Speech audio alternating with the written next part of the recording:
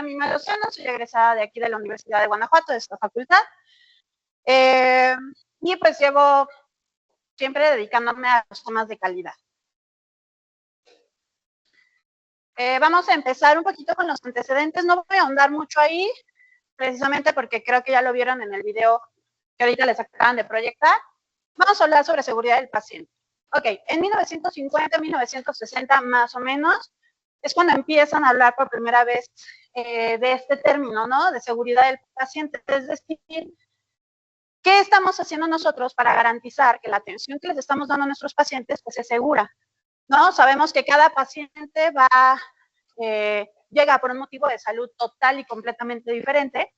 Cada paciente reacciona de forma diferente a los tratamientos que les estamos dando y aún así los exponemos a errores en la atención que nosotros mismos podemos ocasionar. Entonces, es ahí en 1950, 60 que empiezan a decir, bueno, si de por sí son tantos los factores que influyen, ¿qué podemos hacer nosotros para evitar que esos factores pues sean todavía más, ¿no? Y podamos complicar la situación clínica del paciente. En 1999, si se fijan, hay como muchos saltos cuánticos, y ahorita lo van a ver cuando veamos también cómo es la historia de la seguridad del paciente aquí en México, ¿no? Porque de 1960 nos brincamos hasta 1999. Son un chorro de años después que se publicó este libro, To Err is Human. ¿Ese sí se los mencionaron ahorita? ¿Errores de humanos? ¿No? Bueno, ese libro es como la Biblia, así, o como el punto de quiebre, porque fue la primera vez que se visibilizó que nosotros, como personal de salud, pues al final de cuentas somos personas y nos podemos equivocar. ¿Ok? Ni siquiera las máquinas son 100% eficientes. También pueden tener errores.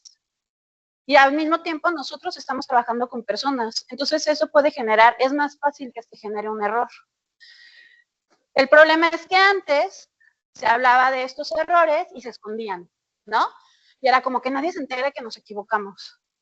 Cuando se publica este libro, Errores de Humanos, es como decir y reconocer, somos humanos, trabajando con humanos, y nos podemos equivocar. Y está bien, no pasa nada. Lo importante es, ¿qué vamos a hacer con esos errores? ¿No? ¿Qué vamos a hacer para que eso no se vuelva a repetir en ningún otro paciente? De ahí que se publica este libro. A partir del 2000, Harvard publica este artículo, que es como el primer artículo así grande, ¿no? Que también fue como un boom, sobre seguridad del paciente. Entonces decía que los eventos relacionados con la seguridad del paciente podían llegar a afectar hasta el 4% de los pacientes hospitalizados. Eso es mucho. De estos pacientes, de este 4% que se veían afectados, el 70% de estos pacientes podían quedar con una incapacidad temporal por algo que no tenía nada que ver con lo que había llegado a la atención médica. O sea, un paciente que llegó porque tenía alguna situación, no sé, en el abdomen y termina con una situación en la pierna que no tiene nada que ver, que no fue una reacción adversa a un medicamento, que no fue una complicación propia de la patología, fue que nosotros cometimos un error y terminó con una incapacidad, ¿no? De ese 70% o de ese 4%, el 14% son incidentes mortales. Es decir, que desafortunadamente hay pérdida, en este caso se enfoca pues de la vida, pero para considerar un evento centinela, lo vamos a ver más adelante, es pérdida de la función y pérdida de la vida. Y lo más triste de todo esto es que está comprobado que el 15% de todos esos eventos eran totalmente evitables. Entonces ahí es cuando dicen, híjole, ¿cómo es posible que las muertes atribuidas a esta falta de seguridad son más que cáncer de mama, son más que los accidentes vehiculares o son más que los pacientes con SIDA? Pues es muchísimo. Y todo porque no lo estamos previniendo. Entonces justo lo que quiero que veamos ahorita, vamos a ver cómo a raíz de darnos cuenta y reconocer el error no es malo otra vez, o sea, y se los voy a repetir como 85 veces, porque quiero que eso les quede, ¿no? Luego es como de, ay, me equivoqué. No, mejor, no, no, pues quién sabe. El paciente no, sabe. Y hay que decir, pues, o sea, pasó esto, ¿no? Y más bien, ¿qué podemos hacer en ese momento para incidir y revertir eso o prevenir que nos vuelva a pasar?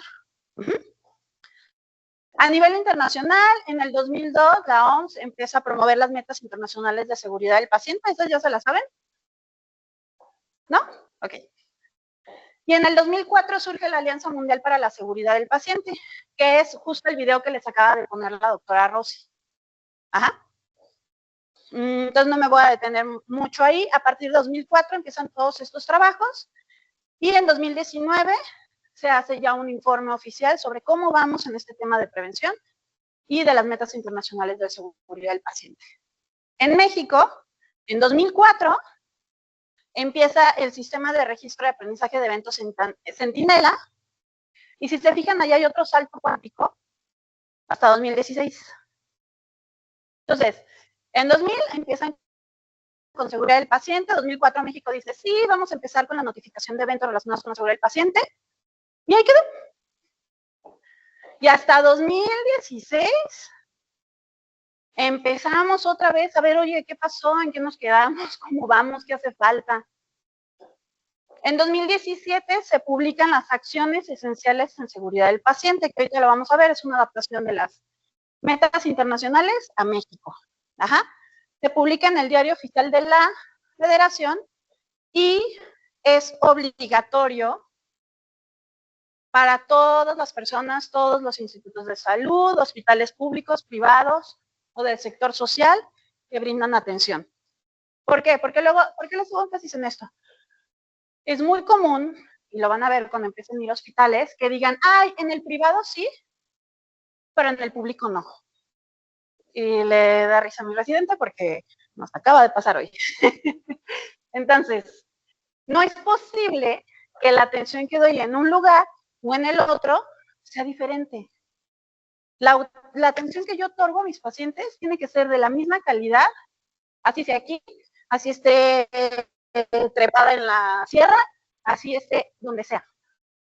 Hay cosas que son de infraestructura, que nos faltan medicamentos, que nos falta personal, sí. Pero todo lo que es de proceso, todo lo que yo hago y la atención que yo le estoy dando a mi paciente, depende únicamente de que yo estoy otorgando esa atención. Y eso no se nos puede olvidar, porque es algo súper común, que yo les digo que son como Dr. Jekyll y Mr. Hyde, ¿no? En la priva son unos, y ay, sí, póshele, y todo muy bonito, y en el público, todo lo contrario, ¿no? Pasa. No aprendan esas malas mañas, por favor. ¿Ok? Hay cosas, otra vez les digo, que sí, el sector, o sea, el hospital público a lo mejor nos limitan algunas cosas, pero la atención que estoy dando a mi paciente depende totalmente de mí. Ok. Esta es la publicación. En 2023 se publica una nueva guía sobre las acciones esenciales para la seguridad del paciente. 2023. Estamos hablando que hace 20, ya son 5 años, ¿no? Empezó todo esto, 2017 se empiezan a implementar y 2023 apenas como que reactualizamos, ¿no? Entonces, sí es un tema que todavía vamos, pues, un poquito atrás. Ok, estas son las metas. Son 6 metas internacionales. La primera meta es identificación correcta del paciente. ¿Y qué tal que hay una María de la Luz López Sánchez? Pues así como que si uno no es cuidadosa, nos podemos confundir. Pero yo soy del 15 de septiembre de 1990 y a lo mejor María de la Luz López Sánchez es del 4 de octubre del 94. ¿No? Y entonces hacemos la diferencia entre un paciente y otro paciente. ¿Dudas sobre la meta 1? ¿Quedó clara? ¿Cuáles son los identificadores más comunes? Ok. Meta número 2. Mejorar la comunicación efectiva. Básicamente, cuando ya vayan al hospital y estén ahí, a veces pasa que yo le digo así de, ay, pasa ese medicamento, ¿no? Se va, se voltea la enfermera, ¿quién sabe qué? Y luego, ¿sí me dijo? Ay, pues yo creo que así me dijo. Pues no, yo creo. hay que confirmar la información, ¿no? Entonces, tiene que ver con esta parte de escucho, escribo, leo, confirmo, cuando me dan una orden verbal, por ejemplo. Entonces, escucho que me dieron la indicación, la escribo, le digo, ¿quieres esto? Es como cuando nos mandan, no sé, y entonces te dice tu mamá, ve y trae 1 kilo de tortillas y una coca, y te vas y lo llevas a la tienda y dices, ¿qué me dijo? ¿Y una Fanta? Entonces tendría que ser lo correcto. Mamá, ¿qué quieres? 1 kilo de tortillas y una coca. Escribo, 1 kilo de tortillas y una coca. Mamá, ¿quieres que traiga 1 kilo de tortillas y una coca? Sí, perfecto. Voy y traigo 1 kilo de tortillas y una coca. Y no nos vamos a equivocar. Ni ella se va a enojar porque llegó, bueno, no tengo que llegar, ni yo voy a tener que ir a dar 2 vueltas porque no traje lo que tiene que traer. ¿Ok? Otra parte importante es, por ejemplo, como cuando se entregan pacientes, que eso también lo van a estar viendo, hay varias técnicas para aprender a entregar correctamente a sus pacientes. Una técnica es SAER. No les voy a revolver ni a marear, ni voy a andar más con esto, pero es que entreguemos al paciente integralmente. Ajá. El objetivo, lo subjetivo, los pendientes y todo. Porque luego pasa que nada más entregan ya así de, el de la 511 le falta el cardiópata, le falta un electrocardiograma. Punto número 1, no es el de la 311. Es el señor José Suárez, que está con fecha de nacimiento 3 de noviembre del 84, que tiene tal diagnóstico. Acuérdense que las personas tienen un diagnóstico, no son un diagnóstico, son personas. Esta es su situación clínica actual y estos son los pendientes que tenemos con él. ¿Ok? Eso es algo que tienen que aprender. ¿Dudas o preguntas con la meta 2? Otra vez, de cada una de estas puedo hablar chorro mil cosas, pero vamos a lo breve, concreto y conciso. Meta número 3, seguridad en los medicamentos de alto riesgo. Aquí creo que hay 2 cosas muy importantes. La primera, los medicamentos LASA, Look Alike, Sound Alike, que son medicamentos que se llaman muy parecidos, pero son totalmente una cosa diferente. ¿A alguien se le puede ocurrir algunos medicamentos? Ok. ¿No? Ese es algún medicamento que a lo mejor dicen, ponle Levo. ¿Cuál Levo? ¿Ok? Entonces tenemos que ser muy puntuales en qué medicamento estamos indicando. O puede haber, por ejemplo, medicamentos de alto riesgo, como una insulina, los electrolitos séricos, que una dosis mal aplicada, o sea, que no sea para el paciente correcto, en la dosis correcta, por la vía correcta, mata a nuestro paciente. Y no hay nada que podamos hacer al respecto. Ajá. Esos medicamentos necesitan una doble verificación. Es decir, compañero, ven, a lo mejor en algunos hospitales toca que la enfermera les diga, doc, ¿me ayudas a la verificación? Y es como, a ver, me están indicando ¿cuántas unidades de insulina rápida? Para el paciente Pepito Pérez, tal fecha de nacimiento en tal cama. Ok. Es este paciente, esta fecha de nacimiento, es esta cama, esta es la indicación. Aquí tengo cargada la insulina rápida, se la voy a aplicar. ¿Es correcto? Sí, ok. Se aplica el medicamento. ¿No? Porque si es un paciente que está haciendo hipoglucemias y yo le oso en lugar de 4, le echo 40, pues tenemos un problema, ¿no? Y podemos incluso no alcanzar a nuestro paciente. Ok, meta 3, así a grandes rasgos es esto. Meta número 4, procedimiento seguro. Dicen que en China, luego entran para que les operen un ojo y les operan el otro, el sano, en China. Que aquí en México dice que no pasa. ¿Ok? De eso se trata el procedimiento seguro. Tiene que haber un marcaje antes de la cirugía y van a escuchar en algunos hospitales que dicen time out. Y entonces se hace un tiempo fuera y dicen, ok, es el paciente correcto, el diagnóstico es este, lo vamos a operar de esto, está el marcaje donde lo tenemos que operar y ahí se va a operar. ¿Ok? Porque si no, o sea, ahí suena como chusco, ya vi que les dio risa, si hay casos, y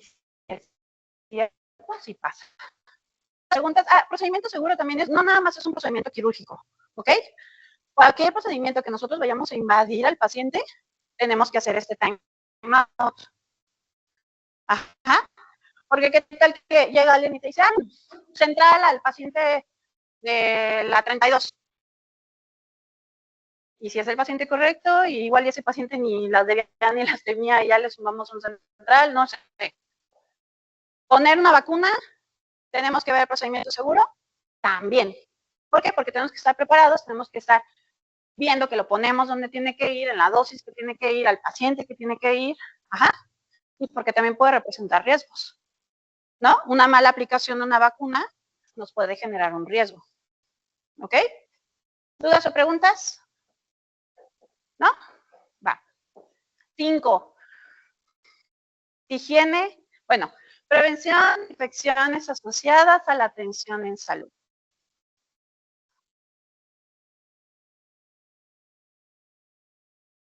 Esa meta va a muchas cosas. Vamos a empezar. ¿Saben qué es una infección asociada a la atención en salud? Con sus palabras, alguien que me lo diga.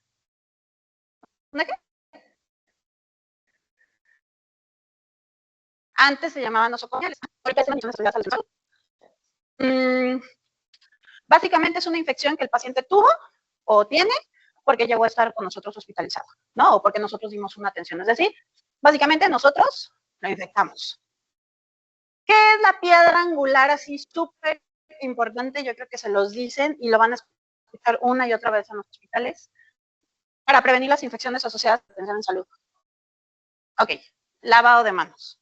En los momentos que se tienen que lavar la mano, con la técnica que se tienen que lavar las manos. Ajá. Dicen que en China tienen que hacer 5 curaciones, los pobres preinternos, y agarran y hacen 1, 2, 3, 4, 5 y luego se lavan las manos. Pero antes fueron al baño y tampoco se lavaron las manos. Y entonces estaba una paciente embarazada que le cambiaron la curación con E. coli en la herida. Y al lado la otra curación era un paciente de neuro, con E. coli en la cabeza. Y luego al lado era un paciente de trauma, con E. coli en la cadera. Y no es posible que todo se haya sido porque no nos lavamos las manos. Entonces, por favor, no quiero encontrármelos en algún hospital y decirles las manos. Eso es algo que otra vez, como les digo, la calidad de la atención que nosotros le otorgamos a nuestros pacientes depende total y completamente de nosotros. Necesitamos que alguien esté atrás de nosotros diciéndome, oye, por favor, lávate las manos. Pues no. Creo que nosotros solitos podemos cuidar esa parte, ¿no? Que nuestro paciente no se nos vaya a infectar lavándonos las manos. ¿Dudas o preguntas? Ok. Y la meta número 6, prevención de caídas. Porque es más común de lo que pensaríamos, que los pacientes, no sé, están después de una anestesia o algo así, los dejan, les dejan los barandales abajo, no hay ningún tipo de seguridad, el paciente se intenta levantar y lo acabamos suturando porque ya se descalabró, ¿no? O es un paciente que lleva mucho tiempo acostado, bla, bla, bla, la primera vez que se le va a levantar, nadie lo ayuda, se para el baño y en el baño, otra vez. Le acaban de poner una prótesis, nada, o prevención de caídas, se intentó parar, apoyó el pie y valió la cirugía. Pasa. ¿Ok? En muchos hospitales van a ver que hay como unos relojitos donde ponen el riesgo y hay que cuidar que todos nuestros pacientes siempre tengan los barandales arriba. Ajá. Porque es la forma de que cuando se vaya a levantar, pues nos avise o al personal de enfermería o a quien esté a cargo para que sea, ¿ok? Muy bien, estas son las 6 metas, así como muy breve, con lo que quiero que se les quede, ¿sale? Y de ahí vienen las acciones esenciales. Si se fijan, las primeras 6 son igualitas a las metas. Entonces, la acción número 1 sería identificación correcta. La 2, comunicación efectiva. La 3,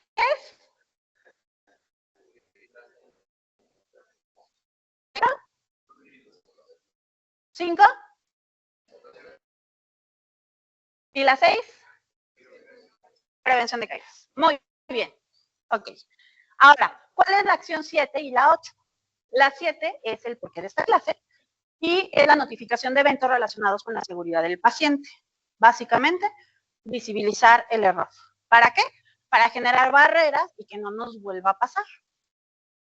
Y la 8 es la generación de una cultura de calidad y seguridad del paciente. Es decir, que ya todo esto se vuelve una costumbre dentro de mi organización, dentro del hospital en el que estoy. ¿Ok? Muy bien, entonces ahí está la acción esencial 7, registra análisis de eventos sentinela, eventos adversos y clasifican. Y ahorita los vamos a ver. Vamos a ver, ya les he hablado mucho sobre las barreras de seguridad, ¿no? ¿Alguien había visto antes este esquemita del queso? ¿Sí? ¿No? ¿Sí? Ok. Entonces, sabemos que para que un evento toque al paciente se tienen que alinear muchas cosas, ¿no? Y que le atina todos los hoyitos para que la flecha llegue así, ¡zas!, con el paciente. ¿Ok? ¿Qué son las secciones esenciales? Son las barreras de seguridad. Y lo que yo les explico es, puede haber tantas combinaciones de esos hoyitos para que siempre le atinemos a la misma cadenita. No es posible que estemos dejando que el mismo error suceda una y otra y otra y otra vez. Yo se los digo siempre en los comités, mínimo tengan imaginación y equivóquense diferente. ¿No? Entonces, que siempre nos esté pasando lo mismo. Tenemos que generar estas barreras. Ok, vamos a hablar ahora sí de la clasificación. ¿Alguien me puede leer esta definición de daño?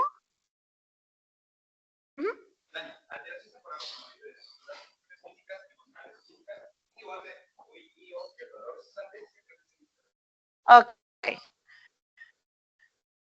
Muy bien. ¿Nos queda claro qué es daño entonces? Porque de ahí va a partir nuestra clasificación. Se clasifican en estos tres: cuasi falla, evento adverso y evento sentinela. Vamos a empezar con una cuasi falla. Una cuasi falla es un error que podría haber llegado al paciente y no llegó. ¿Ok? Es algo que iba a pasar, pero nos dimos cuenta y metimos freno de mano. Ejemplo, el paciente es alérgico al metamizol. Yo ya sé que es alérgico al metamizol. Llega la enfermera y me dice, doctora, el paciente tiene fiebre. Ah, sí, pásale un gramo de metamizol. Ya va la enfermera. Le va a pasar el gramo de metamizol y se lo va a poner y dice, el paciente es alérgico. Doctora, el paciente es alérgico al metamizol. Ah, sí, cierto, ponle paracetamol. Casi toca al paciente, pero lo detuvimos, ¿ok? Porque la enfermera se dio cuenta, al ver los 5 correctos, que el paciente tenía una alergia, ¿no? Esta es una cuasi falla. Su mismo nombre lo dice. Casi toca a mi paciente, pero no. Sin embargo, si en algún momento me toca a alguien que no está tan buzo, pues va a tocar a mi paciente, vamos a tener un problema. ¿Dudas sobre cuasi fallas? Ok. Evento adverso.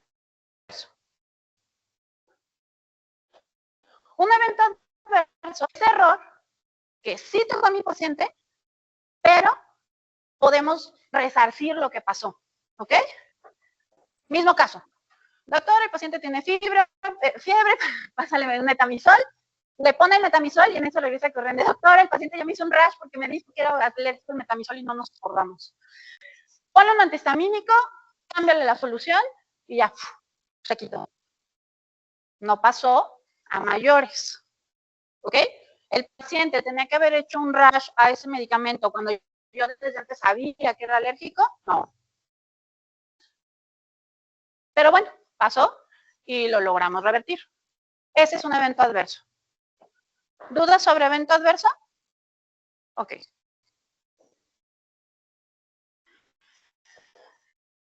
Evento centinela. Un evento centinela es un error que llega, toca a mi paciente y hay una pérdida de la función o pérdida de la vida. Mismo caso. Indico el metamizol. Se lo pasan al paciente. Empieza a hacer un rash. No me dicen, no me doy cuenta. Yo no superviso a mi paciente. El paciente es un shock anafiláctico. y muere. ¿Quién ocasionó el shock anafiláctico? Yo. Porque yo ya sabía que mi paciente era alérgico, ¿no? Es muy diferente a que yo no sé, le pongo medicamentos, es una reacción es algo que no esperábamos. Pero yo ya sabía, me lo dijo que era alérgico. Ese es un evento centinela. ¿Dudas sobre eventos centinela? Ok. Y así es como quiero que se los recuerden. Una cuasifalla, hay una barrera y detiene. ¿Ok? No llega a mi paciente. Un evento adverso, están esos pequeños huequitos donde se nos puede colar y va a tocar a nuestro paciente. Lo podemos revertir. Y básicamente un evento centinela, pásale el error, llega y causa daño permanente a mi paciente. ¿Ok? Acuérdense mucho de este esquemita. Muy bien. Vamos a hacer una dinámica, porque lo que quiero es que todo esto que yo les platiqué, veamos que sí pasa y que les queden como bien claros los conceptos. ¿Va? Les voy a estar poniendo casos, los vamos a ir leyendo, vamos a votar qué clasificación corresponde, centinela, adverso o cuasifalla, y vemos, ¿va? ¿Quién me hace favor de leer este primero?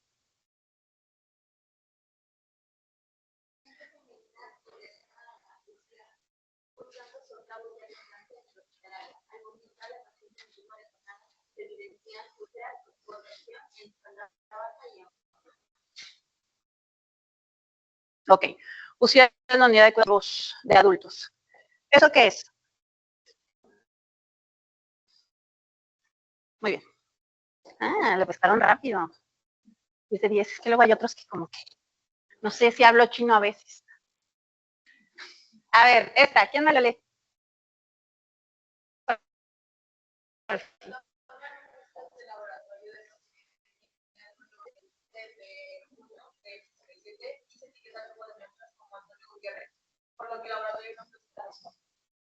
¿Eso qué es? Es una cuasifalla. Pues imagínense que me traigan el resultado de Antonio Gutiérrez, ¿no? Y yo le doy indicación a Antonio Gutiérrez y la sangre era de Antonio González. Muy bien. Aquí lo que... Ok. Aquí lo clasificamos como un evento adverso porque precisamente sería una cuasifalla si no pasa nada, pero si de eso depende hacerle una cirugía a mi paciente, si estoy retrasando la atención, yo estoy afectando al paciente. Si son los resultados de unas enzimas cardíacas y de repente yo pregunto, oye, tengo que trombolizar a mi paciente, ¿qué hago? No sé qué. No, pues no hay laboratorios. Ya perdí tiempo. Y entonces, sí sería un evento adverso. Nos vayan con la finta, hay que ir más allá, me pueden preguntar si tienen duda de algún caso. Todos esos casos, yo los vi, yo los viví. Son ciertos si pasan. Esta. ¿Quién me la lee?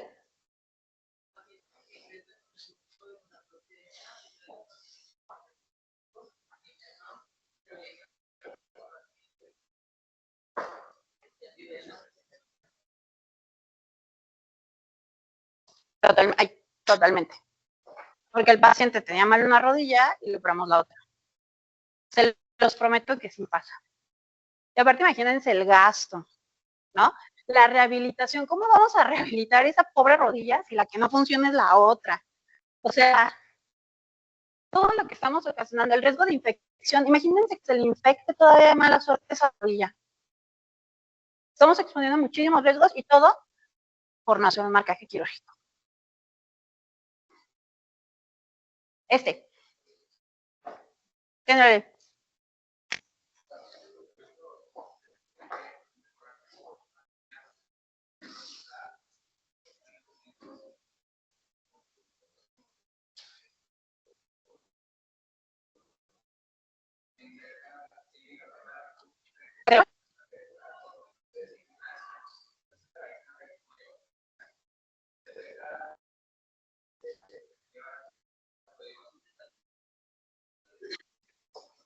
¿Qué creen que es?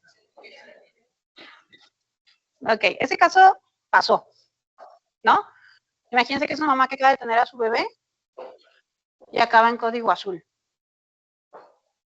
¿Cómo por? Puede haber una toneuterina, puede haber síndrome de gel, puede haber, pero que acabemos en un código azul porque yo no vigilé una transfusión.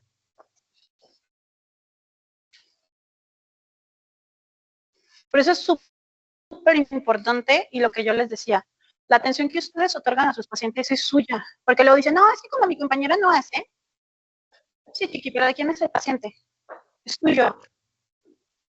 Nosotros hay que aprender a estar pendientes de nuestros pacientes, ya que si yo voy a entrar a operar y nadie va a hacer el time out, pues sí, time out.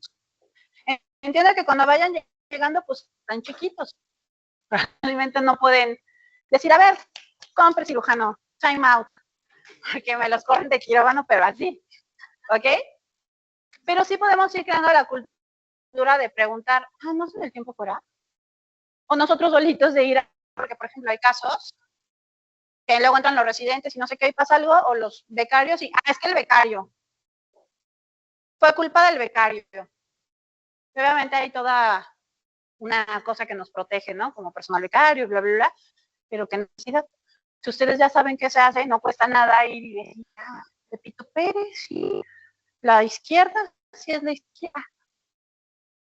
Ya sé que están transfundiendo a mi paciente. Pues voy a dar una vueltita, oye, ¿cómo va? Cool. ¿Ok? Es una cultura que ustedes tienen que ir generando. Y que no pueden estar en todo, porque a veces la carga de trabajo es mucha. Pero eso no nos exime de no estar al pendiente de nuestros pacientes.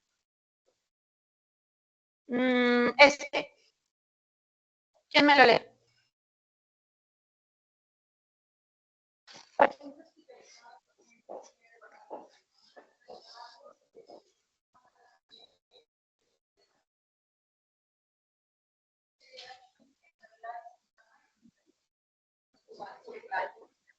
Ok, casi falla.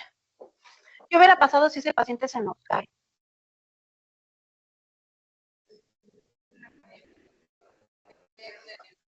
Pero no tendría por qué caerse. ¿Están de acuerdo? Imagínense que hay, para entrar al elevador, ¿no? Luego hay unos como que no entra así directo a la camilla, sino como que hay que brincarla. Y otra, es una mamá con su bebé y trae a su bebé y se le cae el bebé. Pasa. No es como que lo haya visto, pero sí de caen los bebés. Ok. Este está muy fácil. ¿Quién lo lee?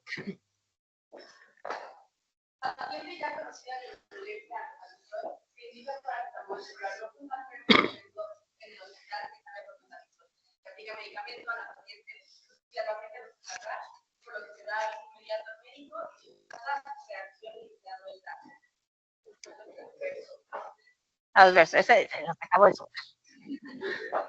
Ese es un adverso. ¿Ok? Porque sí tocó al paciente, pero lo revertimos, ¿no? Gracias. Ay, por favor, ¿quién lo lee?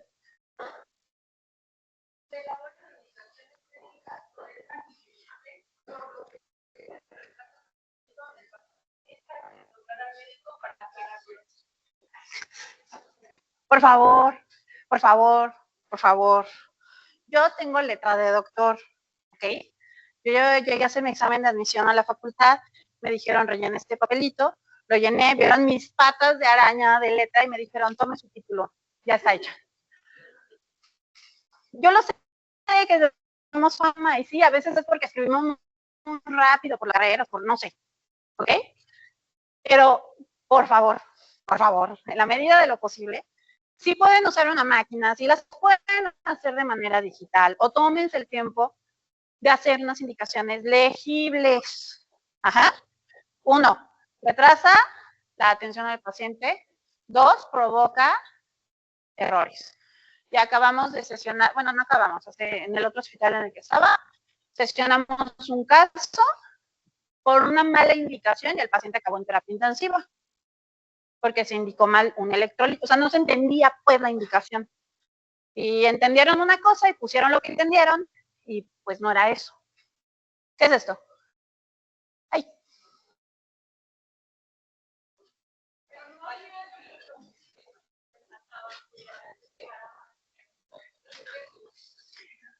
Sí, sí,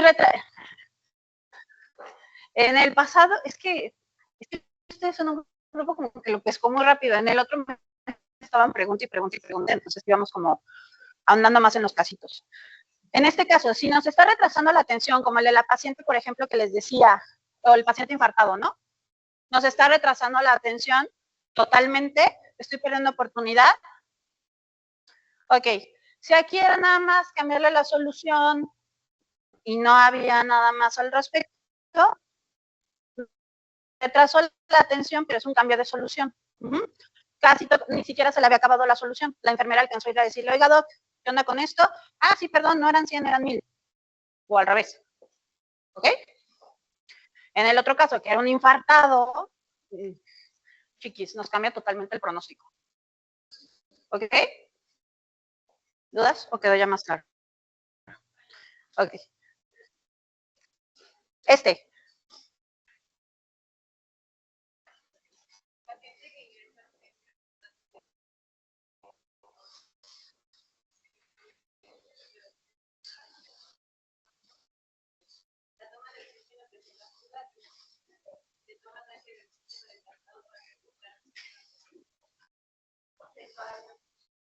¿Por qué?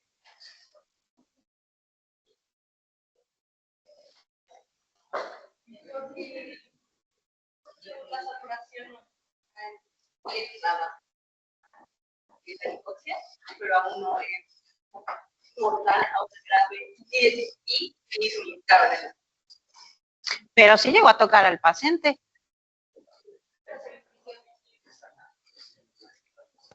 Ok. Entonces, ¿qué es? ¿Sí te quedó claro por qué? Sí, porque te veo que es como. Ajá. Es decir, aquí sí lo conectaron, se dan cuenta que no está funcionando, el paciente sigue con la saturación baja, sigue bajando la saturación, ¿qué está pasando? Tiene fuga y le ponemos el de traslado. ¿Ok? Pero el paciente no tenía por qué desaturarse más. Y de por sí ya llegó con 90.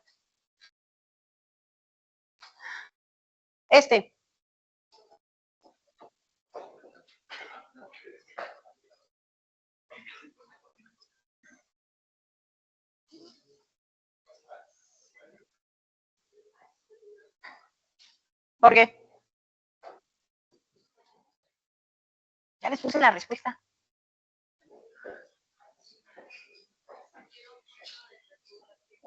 ¿Los documentos tratan al paciente? No tocó al paciente. Solo fue un regreso. Estos no son sus documentos. Vaya y cambie los documentos y regresa. Retrasé la atención, puse en peligro la vida del paciente, la función del paciente. Ok, eso también, y por eso pongo este ejemplo, quiero que se lo graben muy bien. Todos los trámites administrativos que se tengan que hacer, se tienen que hacer y son importantes. Porque detrás de esos trámites administrativos, obviamente está la justificación de recursos, que nos compren más medicamentos, tener todo lo disponible, pero los documentos no tratan al paciente y no lo salvan. Ese es un criterio que ustedes poco a poquito tienen que ir desarrollando. Ajá. Si hay que hacer la solicitud, obviamente hay que hacerla. Ajá. Pero hay que tomar la muestra, porque luego no toman la muestra, no, es que como no me han traído la solicitud, y estamos perdiendo tiempo muy valioso a nuestro paciente. ¿Ok? Entonces, ¿los trámites administrativos se tienen que hacer? Sí, pero no salvan a mi paciente. Hay que buscar el equilibrio entre ambas cosas.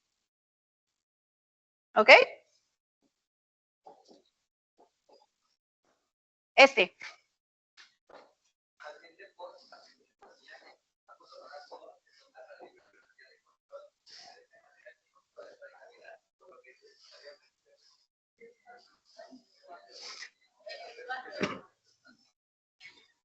A ver, ¿quién dice que si falla, levante la mano? Ok. ¿Evento adverso? ¿Centinela? Ok. Aquí ¿El paciente tiene necesidad de que lo vuelva a abrir? No. El paciente es un paciente con datos de hecho. Yo vuelvo a cirugía, ¿qué va a pasar? Dime.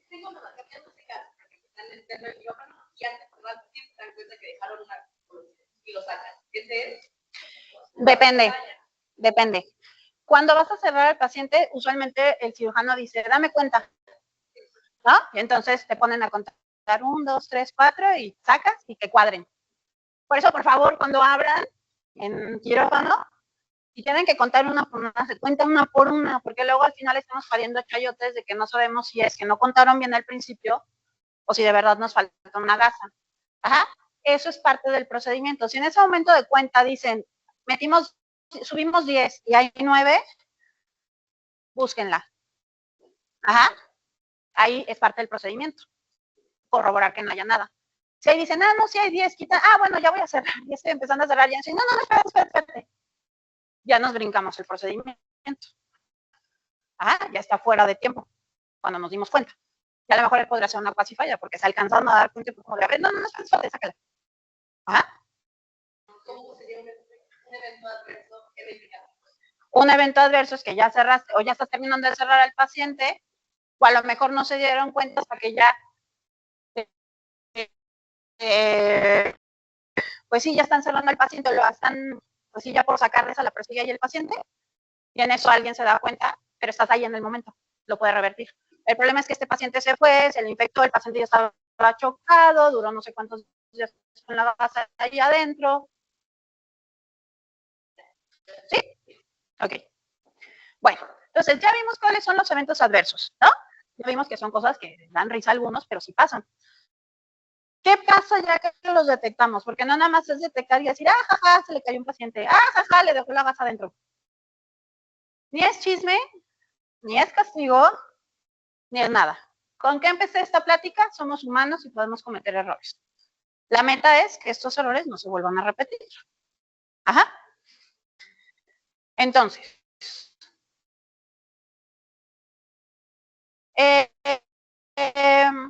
de registro de eventos adversos, usualmente los hospitales tienen algunos tipos de formatos, ¿no? En estos formatos pueden ser de manera física o pueden ser en línea, ¿no? Por ejemplo, en nuestro hospital hicimos la transición, ¿no? De tenerlos físicos a tenerlos en línea, ¿no? En un Forms. Y justo esto es lo más importante, con el propósito de aprender de ellos, evitarlos o disminuirlos de la manera posible. ¿Ok? Este, por ejemplo, es un formato del Instituto Nacional de Cardiología. Si se fijan, viene muy fácil. Identificación del paciente, qué pasó, qué se hizo, a quién se lo notificó y qué se sugiere para que no vuelva a ocurrir. Ajá. Esos son básicamente todos los sistemas de reporte de eventos relacionados con la seguridad del paciente tienen los mismos componentes. Si se fijan, no dice ahí quién notifica o quién lo hizo. Usualmente en quién notifica, pues nada más viene el perfil, si fue una enfermera, si fue un médico, como para ubicarnos, ¿no? En el momento de hacer el análisis.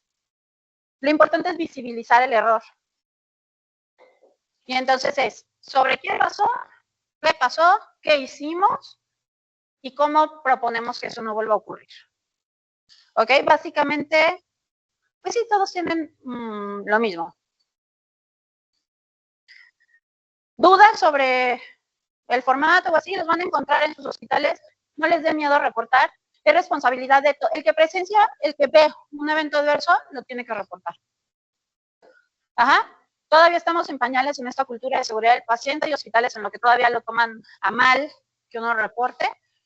Pero precisamente por eso es anónimo, porque tenemos que empezar a visibilizar esto y tenemos que empezar a fomentar que se vayan creando estas barreras.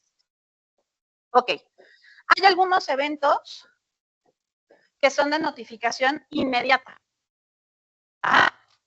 Es decir, no nos podemos esperar a ver si alguien nos notifica o así como que podemos hacernos los que no pasó.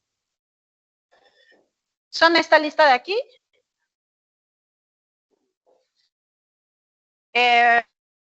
Muerte imprevista no relacionada con la edad.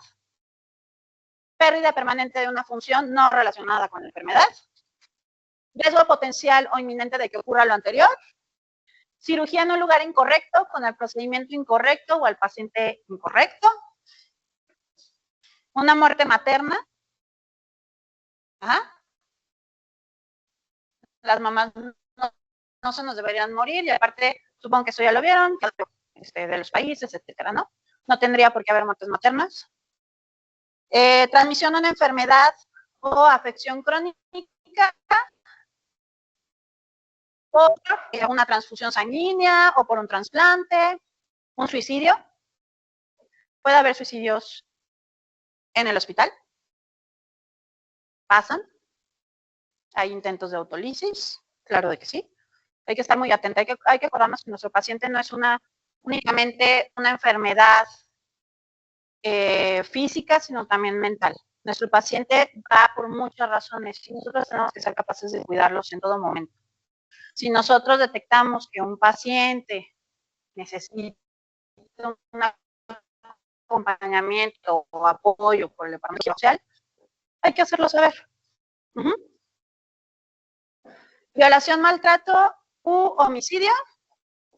Entrega de menor de edad equivocado a familiar. Equivocado. Con COVID eso pasaba bastante seguido. Y evento supuestamente atribuible a la vacunación. ¿Ok? Esos son de reporte inmediato. No podemos verlo y no hacer nada. ¿Les queda claro? ¿Van a tener prendido el eso? Okay. Ya lo detectamos, ya lo reportamos. ¿Qué vamos a hacer? Hay que encontrar qué pasó o por qué pasó eso. Tenemos que llegar a la causa raíz. ¿Ok? Es decir, de toda esta cadena de eventos desafortunados, ¿qué lo originó?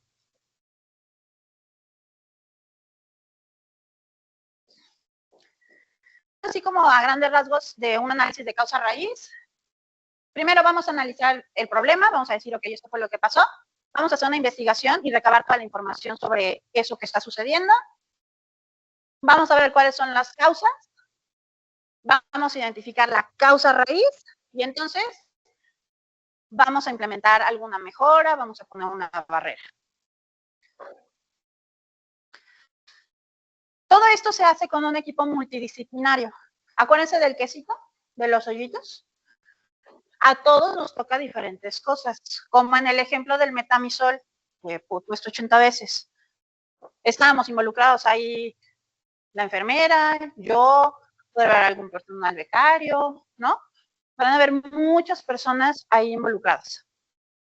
Todos tenemos que hacer ese análisis. Podemos utilizar un Ishikawa, podemos utilizar patrones y tendencias o protocolo de Londres. Hay diferentes formas de evaluar o de analizar los eventos relacionados con la seguridad del paciente. Este es un Ishikawa. A grandes rasgos, es la espina de pescado, que parece un pescadito. Estos son los factores, o sea, esto es lo que pasó, el problema. Y esto es qué factores contribuyeron para que esto sucediera. Ajá. Pueden ser relacionados con la persona, con el ambiente, materiales, métodos o equipamiento. No les voy a marear mucho con eso lo hacemos las coordinaciones de calidad. ¿Vale? Pero sí quiero que lo tengan en mente, pues para que sepan cómo es que llegamos luego a ciertas conclusiones. Aquí está lo de los factores contributivos. Esa es como una forma fácil o una tablita fácil de qué factores pueden influenciar sobre la atención clínica de nuestros pacientes. ¿Sale? No me voy a detener mucho ahí. Y prefiero llegar a esto de los 5 porqués. ¿Ok? Entonces, ya vimos qué factores contribuyeron a que sucediera ese error. ¿Ok? Pero tenemos que saber cuál fue la causa raíz. O sea, de todos esos factores, ¿qué ocasionó ese error? Yo les pongo un ejemplo. Entro ahorita yo corriendo, no sé qué, me tropiezo, me caigo y me tienen que suturar. ¿Por qué me tuvieron que suturar? Porque me caí. Porque me caí. Porque venía corriendo. Porque venía corriendo. Porque se me hizo tarde. ¿Por qué se me hizo tarde? Porque no puse mi alarma a tiempo. ¿Y por qué no puse mi alarma a tiempo? Porque me quedé viendo Netflix y se me olvidó. ¿Cuál es la causa raíz de que yo acabara siendo suturada? Que me quedé viendo Netflix y se me olvidó poner la alarma. ¿Qué tengo que hacer para que no me vuelva a caer y no me vuelvan a tener que suturar? Lo que tengo que cuidar es mi higiene de sueño, o sea, mi rutina para saber que antes de dormir me tengo que poner mi alarma, la hora que es, y no andar corriendo y bla, bla. Una cosa lleva a la otra, si se fijan. Entonces eso es lo que hacemos, porque si no yo puedo decir, no, es que el problema es la alarma, voy a poner ya siempre una alarma todos los días a las 5 de la mañana. Y el domingo que no voy a trabajar ni a la escuela ni a nada, ¿qué? Ahí está sonando la alarma a las 5 de la mañana. ¿Va a servir de algo eso? El problema es que me estoy desvelando viendo maratoneando series, que a lo mejor no es lo más adecuado entre semana, que tengo que venir a la escuela. O que tengo que ir a trabajar al hospital. Ajá. Entonces, estos 5 porqués nos llevan a encontrar cuál es esa causa raíz. ¿Ok? Es decir, dónde voy a incidir para hacer qué. ¿Sale? ¿Dudas o preguntas sobre estos 5 porqués? Creo que, dime.